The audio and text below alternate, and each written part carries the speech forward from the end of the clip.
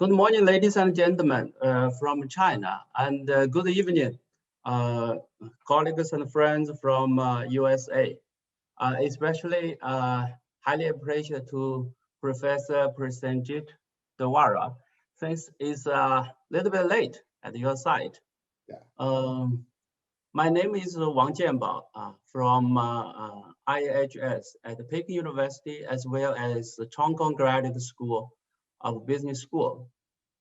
Today, we are so glad to have Professor Prasenjit Duara on this lecture for spiritual humanism.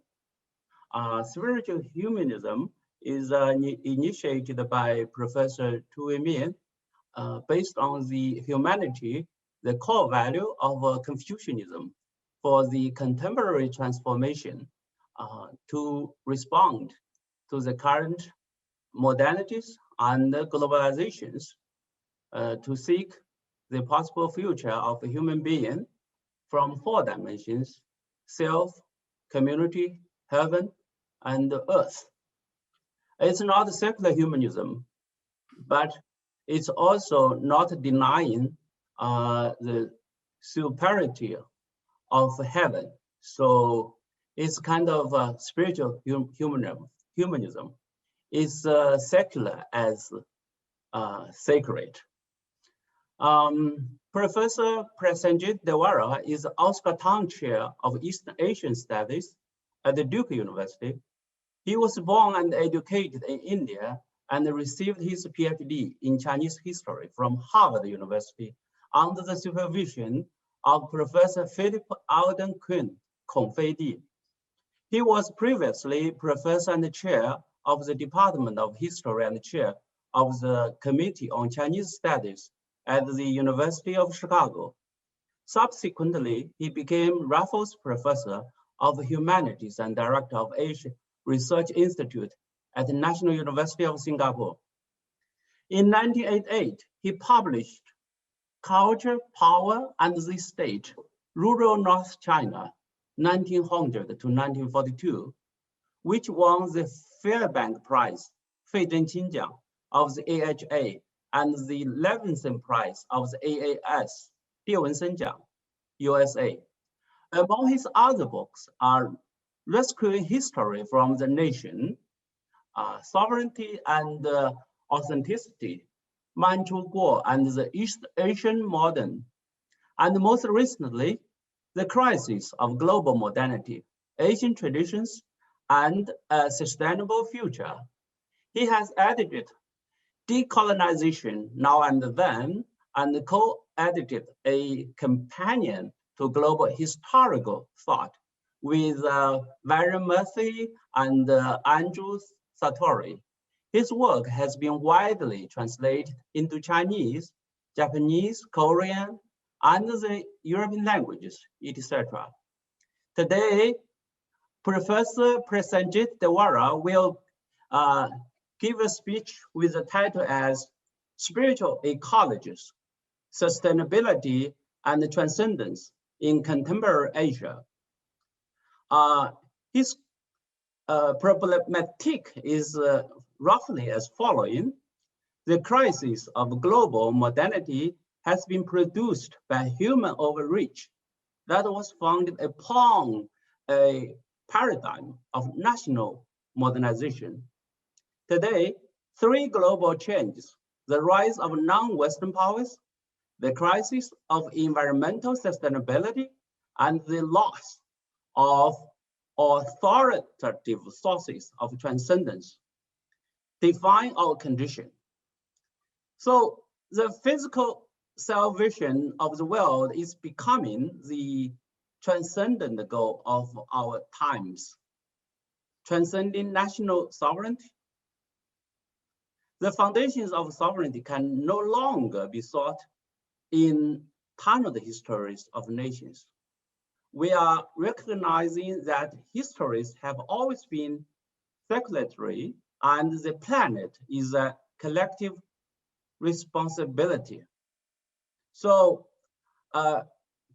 Professor Prasenjit Duara will share his insightful views with us in the coming lectures. I think my introduction should be terminated after 4 or 5 minutes. So it's your turn, Prasenjit. Please go ahead. Yes, thank you very much, Jianbao. That was a very generous introduction, and you basically gave my lecture, so I can go away now. Or wait for the questions. But thank you very much, and thanks very much to Huang Qi and to my senior colleague and Professor Tu Ming, who is been very committed to the cause of humanistic values and planetary requirements and the needs. So I'm very pleased to give this talk at Beda, and I will. It's slightly long, so I will start right away. Okay, so as I said, as Jianbao has already told us, much of the world has sort of awoken. Of course, now it's been almost 15 years or so that we have awoken really seriously to the crisis of climate change, which has been, as I said, significantly generated by the overreach of the modern goal of generating wealth by conquering nature. So in some ways, it's fundamentally related to the idea of generated through the Enlightenment, that nature was there for us to conquer in order to develop human needs and to fulfill human needs.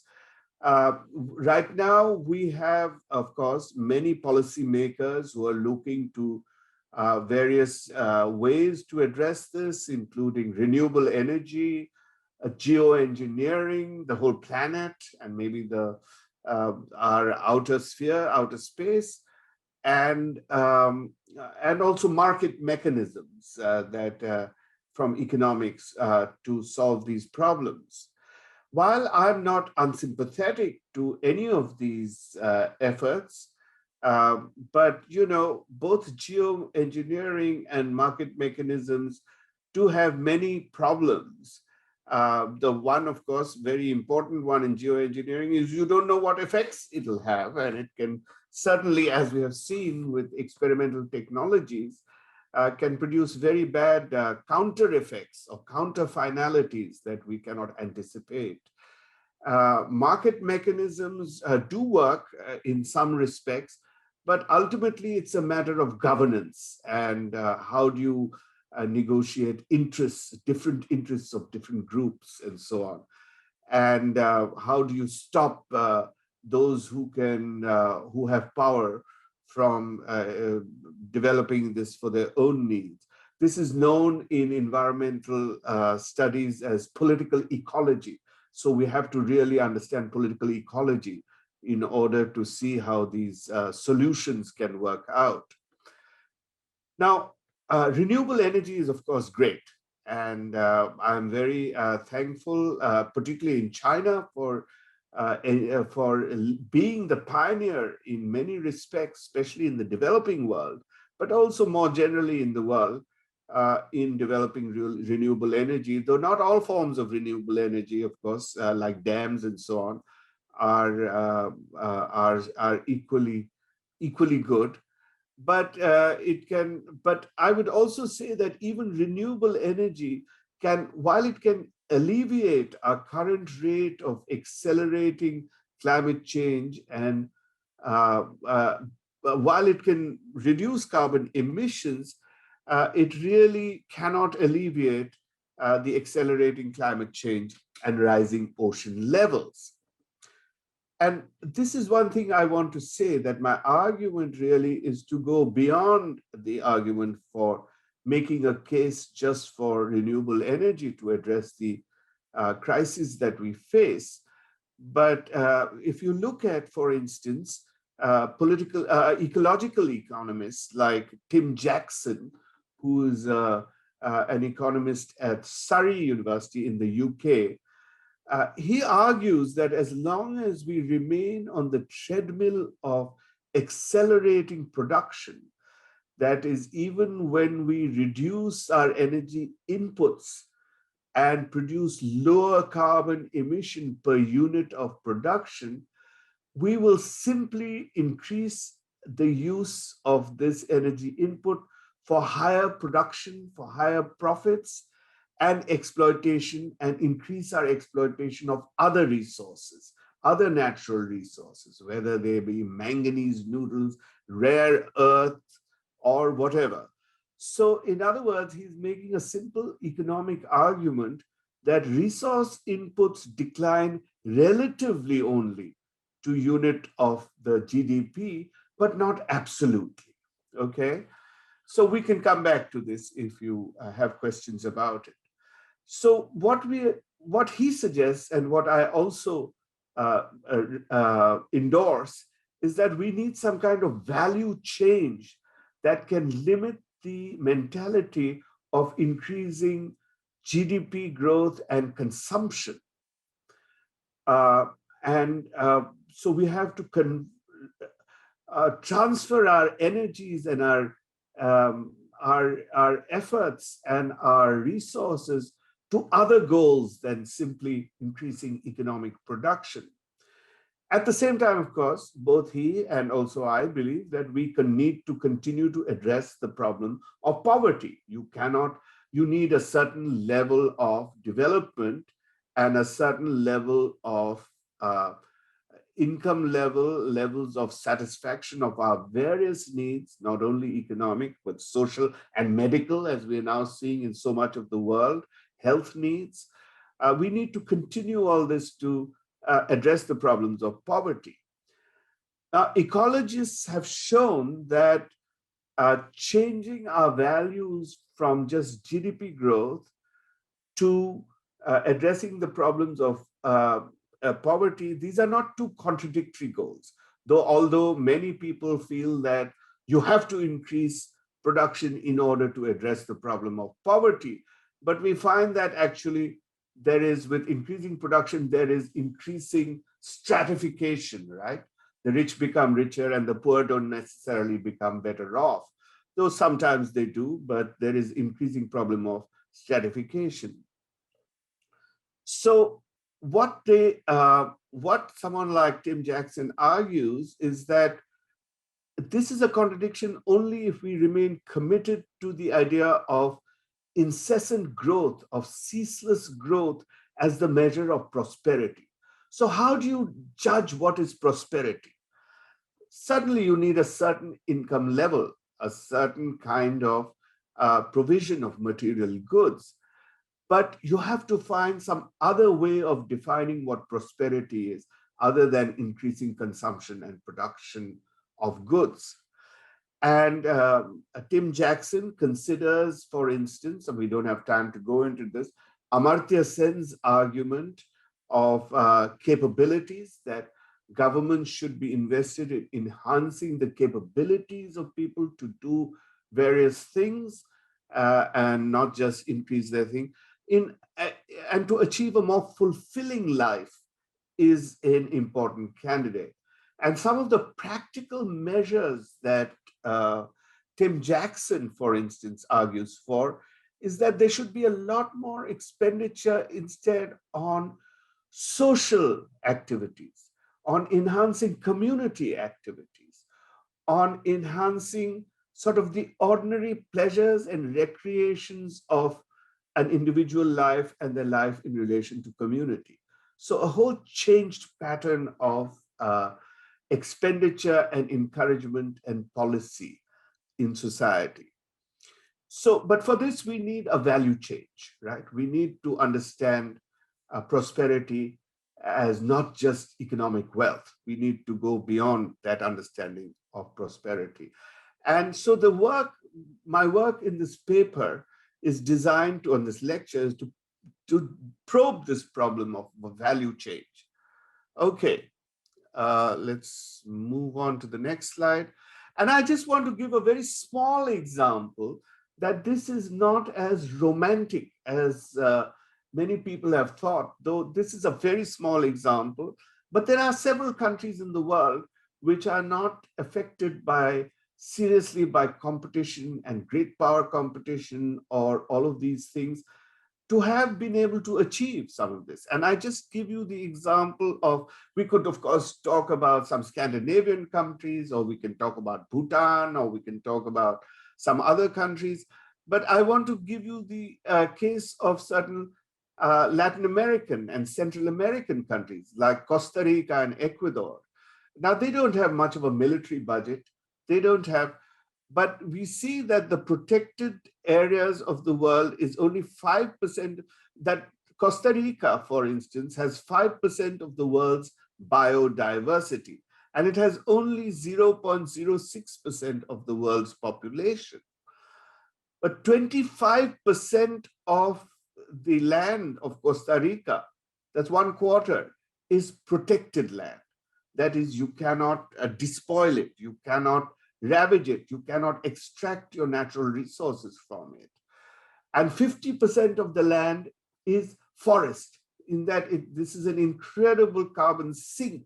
It will take the carbon that is being generated from much of the world. But at the same time, you note that the people of Costa Rica are not rich. The per capita, they are a middle income country. The per capita GDP is less than $12,000 per year, right? But for 3 times, and probably now 4 or 5 times, it has been rated as the happiest and most sustainable country on earth, according to the Happy Planet Index. A recent Gallup poll, which is an American Gallup poll, found Central American nation to have the highest level of well-being in the world. So you see, it's not just a pipe dream. We have to, of course, address all the geopolitical and other kinds of issues, but it's possible, right? That's all I want to say. I know that this is a very tiny example, but it's still within the realm of possibility. So what is my argument? The argument is that we can see some glimmers of value change in what I see as the convergence of historical trends.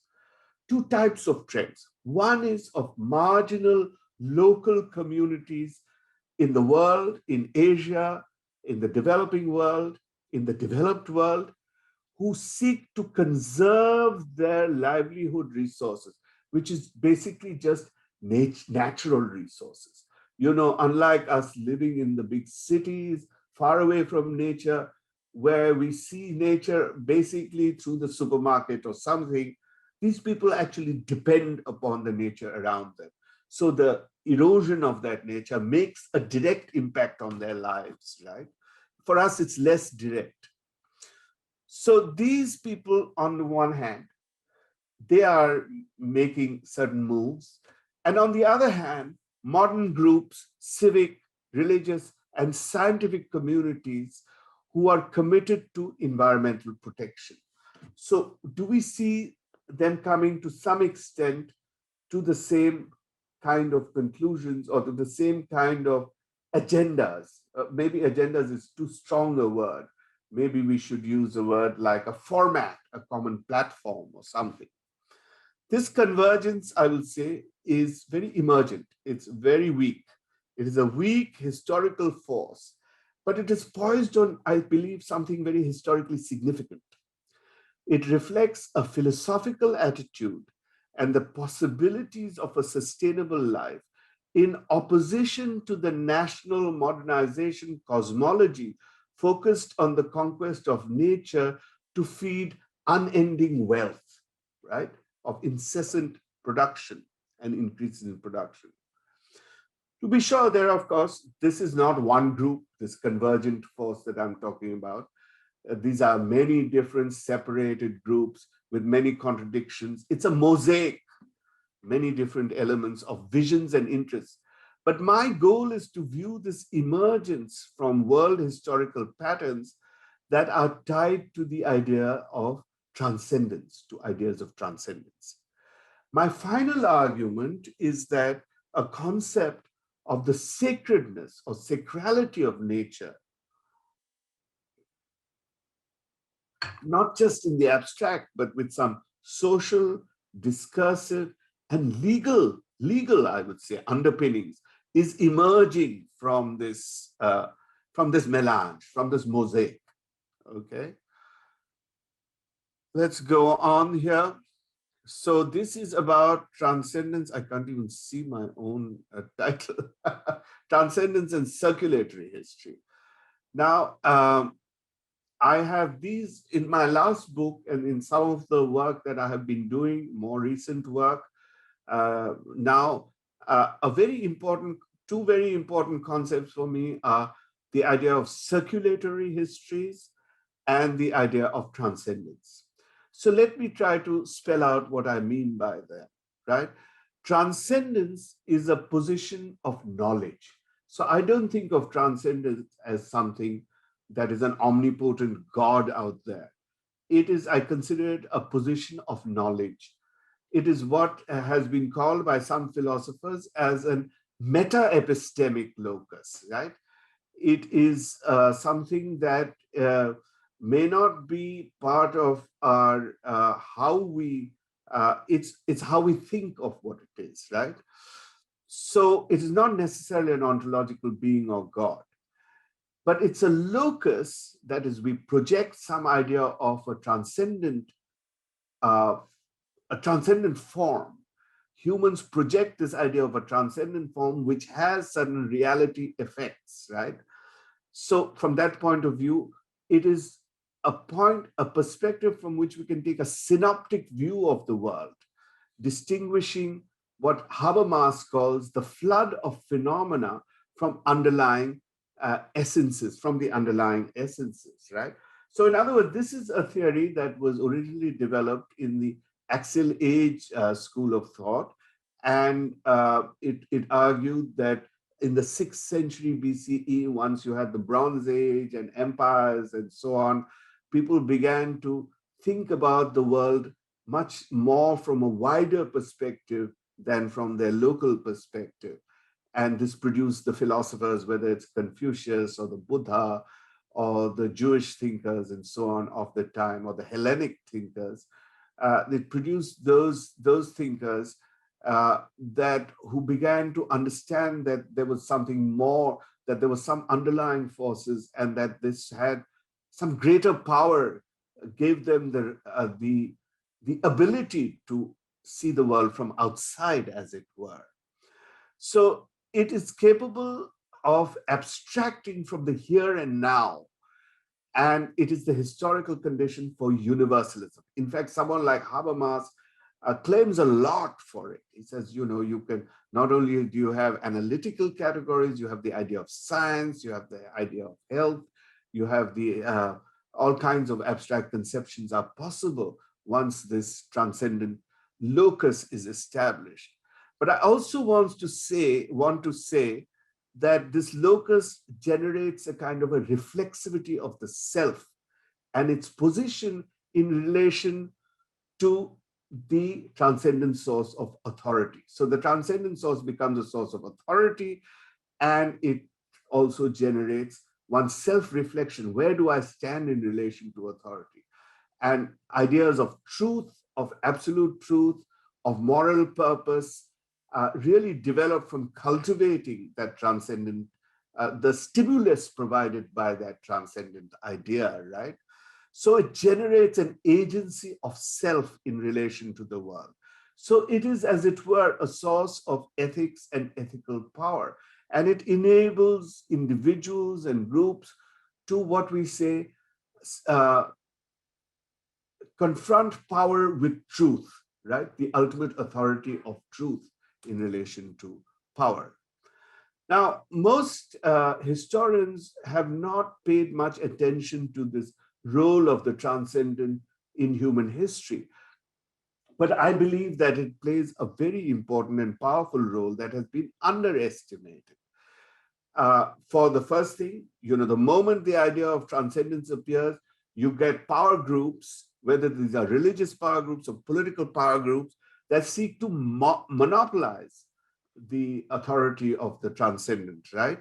So you have, for instance, the church versus state. You have the Tianming idea, right? Who has Tianming, right? And this was contested between Confucians and the imperial state for most of Chinese history, and by Taoists and others as well, right? Who has the true Tianming? And but the Brahmins certainly dominated it in India, that they're the only ones who could interpret the transcendent authority. But at the same time, when you look at it historically, and this I believe is my contribution, you can see that this same source of transcendence generates the idea of renewal, of societal renewal. It challenges the existing authority, claiming that that authority did not live up to the original transcendent goals. So you have messiahs, you have saints, you have sages, whether this is the prophets of the Jewish tradition, or you have the Buddhists who challenge the Brahminical order, or Jains, or Confucians, or Neo-Confucians, or Taoists, whether it's the yellow turban, the Huangqin, and you have Protestantism, and you have later in the 20th century people like Mahatma Gandhi or Martin Luther King and so on, who challenge the kind of authority that is claimed on the basis of this transcendent by a vision of the transcendent power in their own time. So it is not a one-time thing. It's not a 6th century, or not is it just a 2-time thing that the Protestant Revolution, created a new transcendence. But it's a recurrent theme in histories across the world, and it's about renewal of society. So this transcendent locus is often underpinned by sacred authority, but it also has a strong rational side to it in many different societies, in different combinations, in different times, in different traditions. Sometimes the rationality is strong, and sometimes it's weak, and demand of sacrality is stronger, but very often sacrality and rationality are also intertwined, right? For instance, you have Max Weber talks about the intellectual religions of the East, where you don't have one single omnipotent God but more rational techniques of ethics or cultivation, ethical karma, shushen, what in Chinese you call shushen, or you have yogic practices, or you have meditative practices in approaching transcendent authority, right? In order to make your claims, But I want to move a little more speedily than I have been so far. Although the major problems of the world manifest themselves locally and can be addressed locally, but without this kind of universalist vision that the transcendent can give us, right? That the transcendent gives us for fellow humanity, or for our planet, for all existence in planet. Without this universal vision, this local addressal becomes a problem of kicking the problem somewhere else. It's not my problem, it's yours. This is what in environmental talk is called NIMBY. NIMBY is short for not in my backyard, right? So you want a chemical plant somewhere, you're not going to make it here, take it somewhere else. Now, is that going to solve the problem? No, because you need a more universal vision, right? So I have argued in my book that Zhenbao mentioned for a kind of a dialogical transcendence, that there should be a dialogue between the local people with the authorities that are more in or with whatever the status of the transcendent authority is at this point. So there's a more dialogical kind of transcendence. Okay, move on.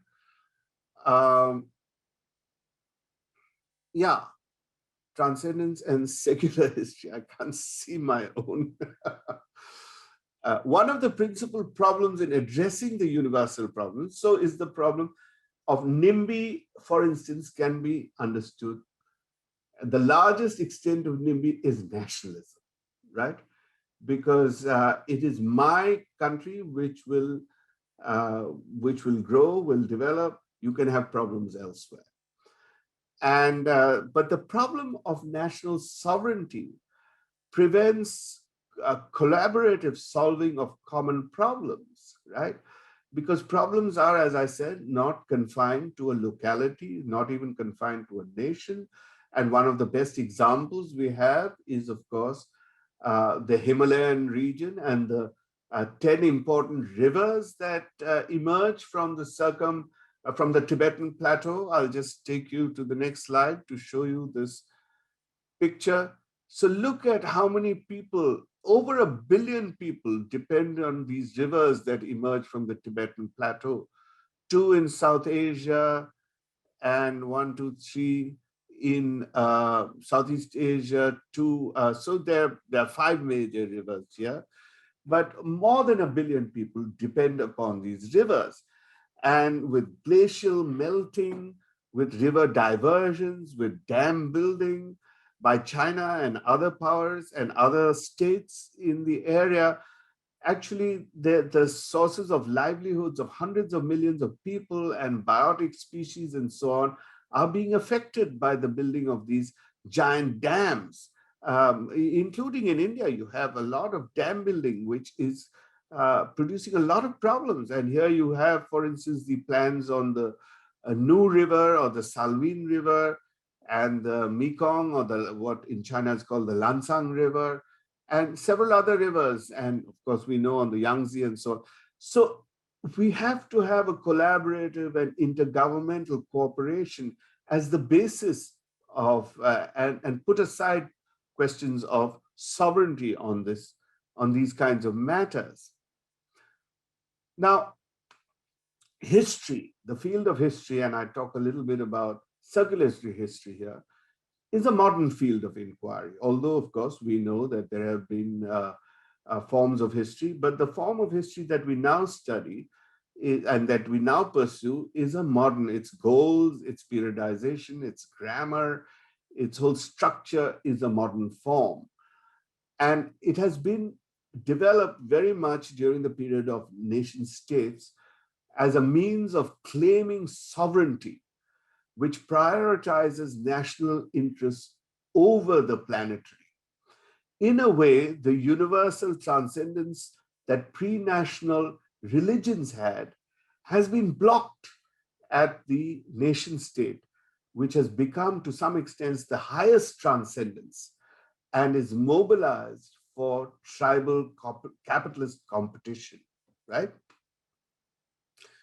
But I have argued in the last book and in several papers since then that histories are circulatory. I try to substitute the idea of a linear tunneled history of the nation or civilization with ideas of circulatory history. Now, what do I mean by circulatory history? By circulatory, I don't mean something that comes back in full circle. That was the original pre-modern understanding of history as returning in a cycle, right? You return to the golden age of Yao and Shun and things like that, right? Or in the West or in India, it's always a cyclical form. By circulatory, I think that you go from a history, a development that takes place in place A, moves to place B, moves to place C. There, in each of these places, it changes into something else. And from there, it sends to some other place. So it circulates. Sometimes it can come back in some ways. And let me give you a small example. If you look at how Marxism enters China, you can see that it comes from many different spaces, from France, from Japan, from Soviet Union, of course, most of all. And but once it comes as a working class movement, in China, it is converted into a peasant movement, right? By Maoist thinking. And the whole Marxist idea of a proletarian revolution becomes one of the countryside surrounding the cities, right? And from there, you go on and you see that it becomes a peasant revolution through most of the 60s and 70s and 80s. But by the time you get to the 90s and 2000s, it ceases to be a peasant revolution and becomes a tribal movement. If you look at parts of Latin America, look at parts of South Asia, Nepal, and so on, it is tribes. And I've written a paper on why and so on, but you can see how it's circulating and changing its form, but it still keeps a certain historical dimension. We still call it Marxism in some ways, right? We may call it Marxism, Leninism, Marxism thought. We may call it Che Guevara thought, or we may call it a Chiapas kind of thing. But it is how it circulates and changes around. And so, and of course, in some ways, Maoism is also gone back to China. So, you have these kinds of circulatory ways. And, but what I want to argue is that events, when they take place, they just don't take place in one event. They disperse over space and time.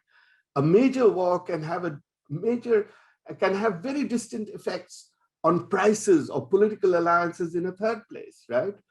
And can change that. And I give the example of my own personal history, not my personal history, my ancestral history. I am from, to go back to this slide, from this region of India called Assam or Assamu, which is, you can see that this is the Zangpo River. Here it begins to be called the Brahmaputra River.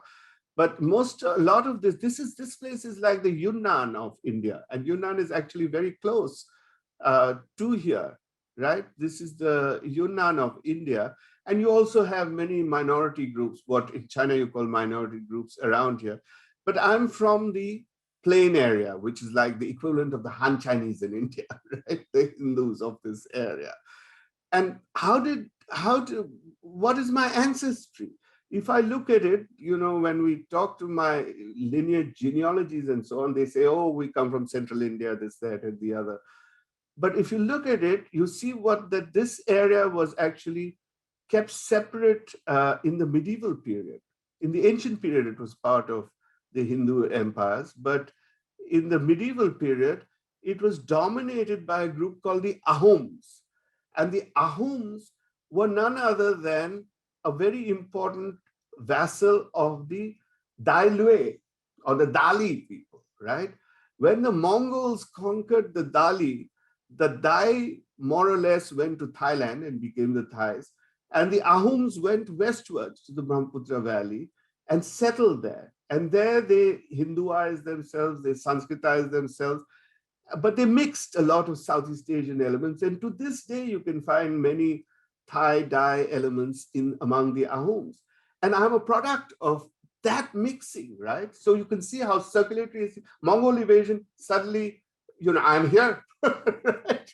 So, I just wanted to give that example to see how people have very mixed origins if you push further back. And that is part of the circulatory history that you have to try and understand. I can talk a lot more about it. It's not just the historical events that disperse, it is also networks that carry them. And these networks are not just of people, they can be of microbes, like the corona virus or these other things, or the plague or whatever. So, and we can also be, the narratives also change. So, less than 100 years ago, Japanese or British was celebrating certain events as world historical events. 50 years later, after Second World War, those things are seen as objects of utter shame, right? These were imperialist conquests. And the Japanese students and British students have to study them as shameful, not as so history changes and it circulates and it moves in different kinds of way, right? So history, I argue, is a shared planetary heritage.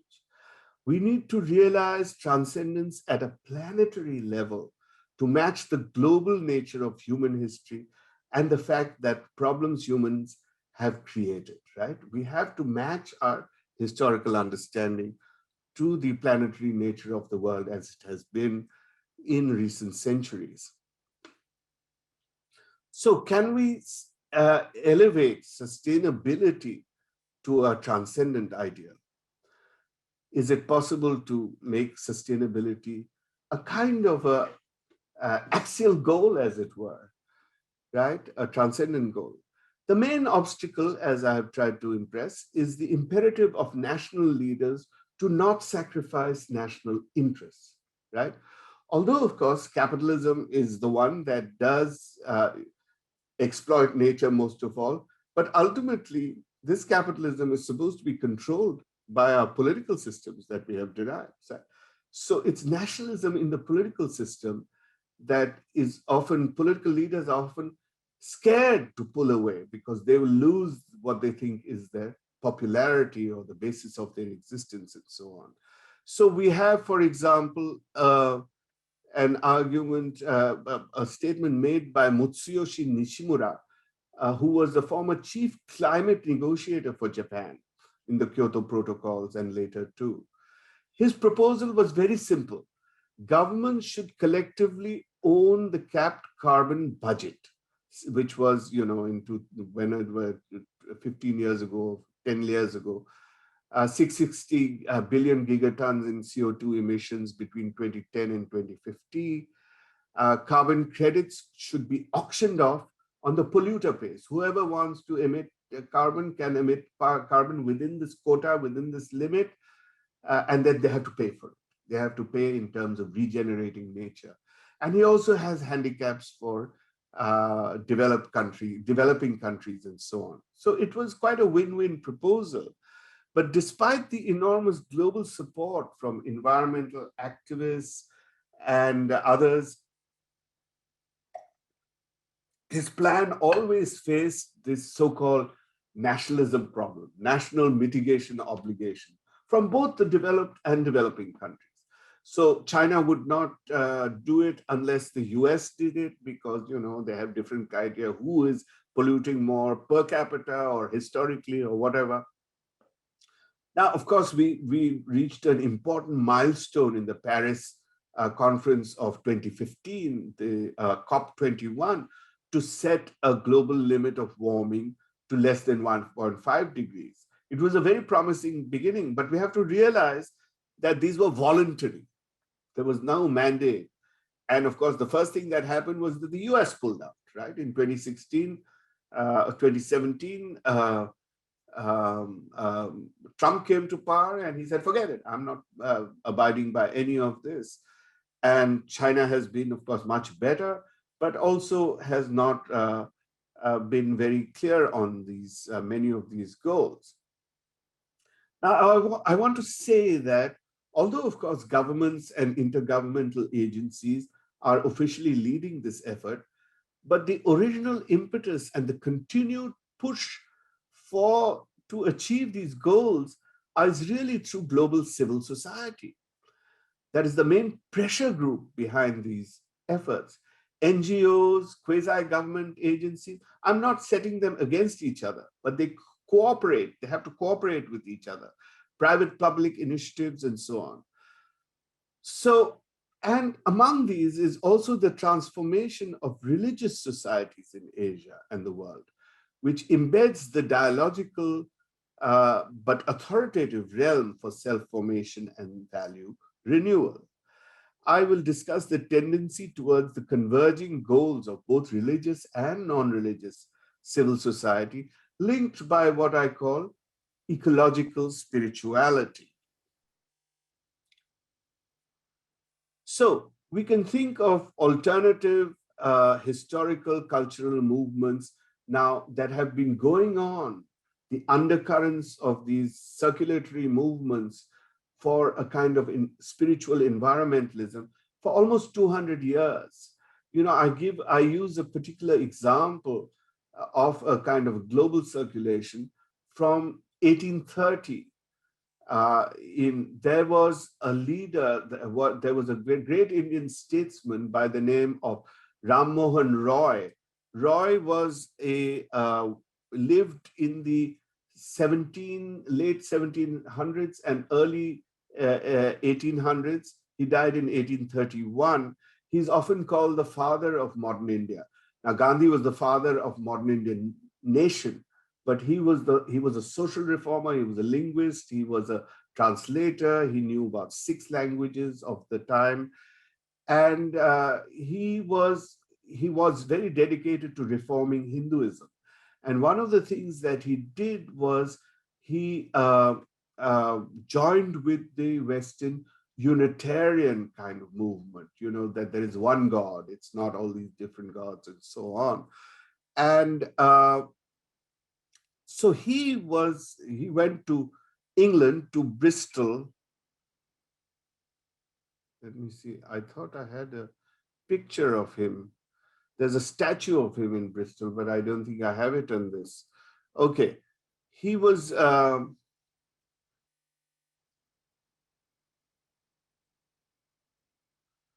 so he was in England. I saw this little piece of information, this fragment in Boston when I was doing my research there, that on the backside was a historical document which said that Ram Mohan Roy is coming to Salem, Massachusetts, to Boston, which originally had a lot of traffic with China and India and so on, in the opium traffic also.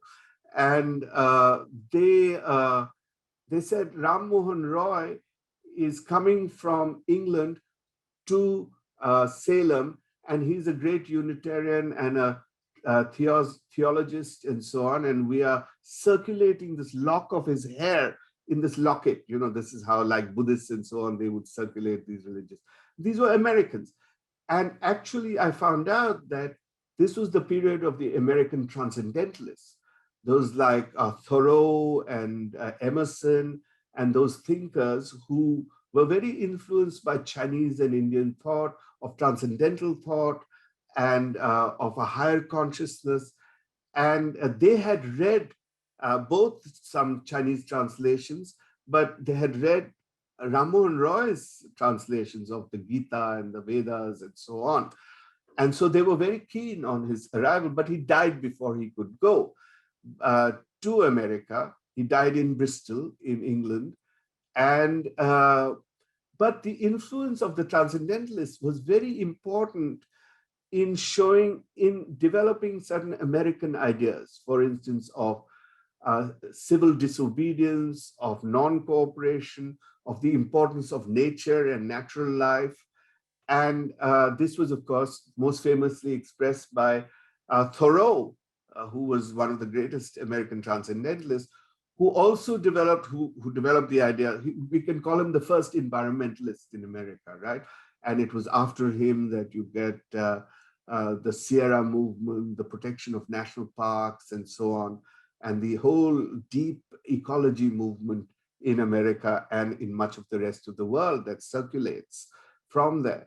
But he also developed an idea of civil disobedience, that if you do not agree morally because of your own transcendent self-reflection, you can oppose a government's injustice. And this came to be known as civil disobedience. Now, it's very interesting when Gandhi translated his term satyagraha to oppose the British. In English, he translated it as, it's called truth force, right? The force of truth. In English, he said he would use the word civil disobedience from Thoreau via Tolstoy. And this then becomes a very important element, of course, in the Indian movement. And then it comes back to America again with Martin Luther King, who, very interesting, uses civil disobedience for his civil rights movement, but says he does not, his hero is not Thoreau, it is Gandhi. So you can see the circulatory form of these ideas, of course, made possible with a lot of material circulations that come back and forth. And later you get the environmental movement, which is also inspired by a lot of Asian and Taoist and Zen and Buddhist and Hindu environmental movements. So they have been circulating around the world as a sort of subcurrent, right? If you use an oceanic metaphor, there are kind of subcurrents that have come. But now maybe they have reached a point where they can assert themselves a little more. So you have other grassroots and community movements in Asia fostered around Buddhist forest monks, Gandhian ideas, Taoist temples, and so on, which are inspired by many of these circulatory ideas that have gone around, not just directly from their own tradition, but after having been modified in many different ways, they have often come back. So these links between these movements appear remote at first glance, but we can see that they're informed by these rivulets of information, values, and actions. They converge upon a non-dualistic philosophical attitude with consequences for lifestyle changes and ecological features. So they oppose these binary categories like God and world, or Tian and Ren. It's Tian Ren He Yi, right, kind of idea, the subject and object. They oppose subject and object, that objects are part of subjects and subjects are part of, which is very much a Taoist idea. To be sure, they're a weak force, but they're also very resilient because they form a kind of politics that can network across global space, especially in the new media, to achieve their goals. The environmental movement is providing opportunities to many religious groups to find a new world salvationist role, right? So many of these world religions are now discovering that their role is really to save the world and not just an individual for salvation. That is the real true role of religious ideas. And we can see this also, I don't have time to go into detail, in Pope Francis, who's one of the most progressive popes and world leaders, I think, in his encyclical of 2015 on care for our common home. And I don't have time to go into, but it's a very interesting discussion of how he changes in some fundamental ways Christian theology to make it more about environment than about, and the planet, than about the other world. Or he links them in very interesting ways. So instead of talking about how nature is something for humans to steward, which the other popes had been talking about, he invokes Mother Earth and integral ecology. So these are all contemporary ideas that he's evoking in order to connect humans to the environment, right? And you have also in many different parts of the world, in India, you have Gandhian movements and so on. Whether they're successful, they're making an effort, right? And you have many Hindu groups who have refashioned themselves as environmental movement. One of the most successful religious groups, which sort of develop a kind of spiritual ecology, are the Taiwanese Buddhist movements, the new Buddhist environmental movements, where Huanbao has become one of the most important planks of all of these, whether it's Siji or Fagu or Foguang or whatever the other religious groups are. It's become very important, and it's had, of course, an effect on the other societies and associations that are involved with them. Okay, and of course in Southeast Asia, I'll just give one example from Southeast Asia because I was personally involved with them.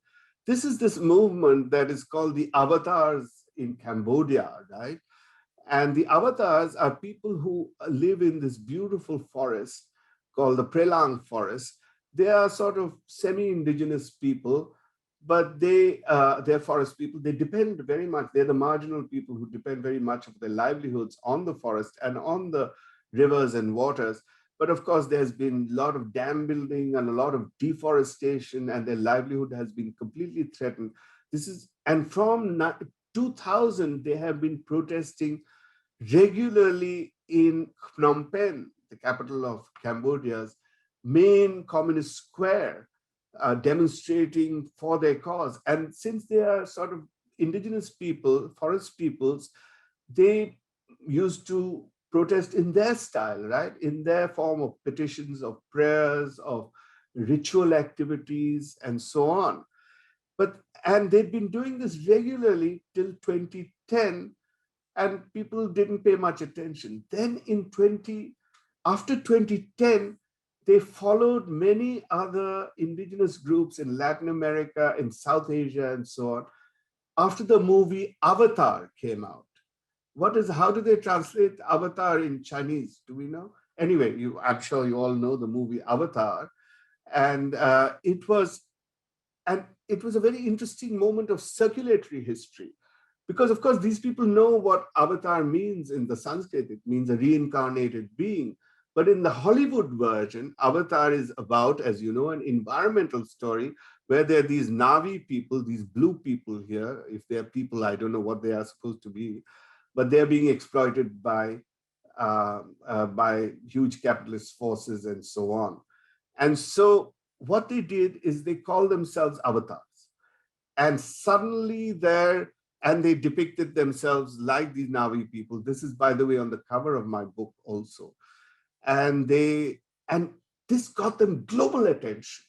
And suddenly all the youth in the Cambodian universities and students and colleges, all the civil society groups across the nation and global civil society began. And that's how I heard about them also. And then I went to investigate them, and they managed to put off dam building. They're now policing their own forests, and they have gotten a lot of rights. But, you know, they're always threatened. But for 10 years, they have managed to succeed. So this is the same people. And then I met them in this conference. That's me. That's me with the bald head here. But these people, some of these people were, in fact, this person who was speaking was on the cover of the book as well. So I met them, and they talked about how they engage in this kind of protection of the forest through religious rites, through Buddhist ideas, and so on. And here you have, again, you see the devastation that has been created